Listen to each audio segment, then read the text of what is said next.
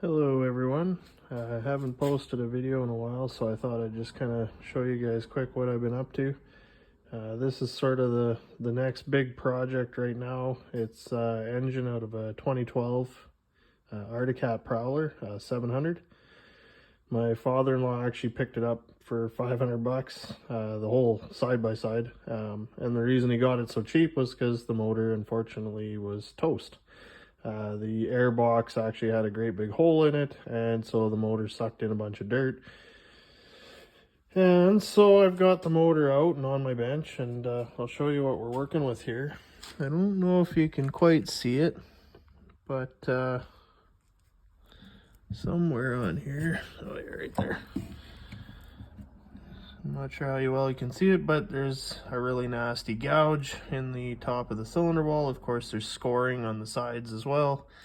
And if we look at the piston here, well, you can see it's pretty bad. I've seen a lot of motors, worked on a lot of motors, seen a lot of pistons and cylinder walls. This one's pretty bad.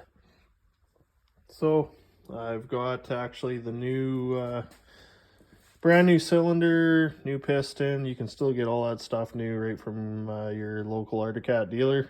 And actually the pricing of it wasn't even that bad. A complete motor I think was somewhere around 6 or 7 grand. To rebuild this one, the crank was okay.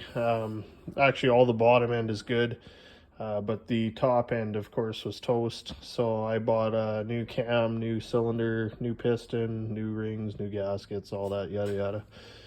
It was right around 2,400 bucks.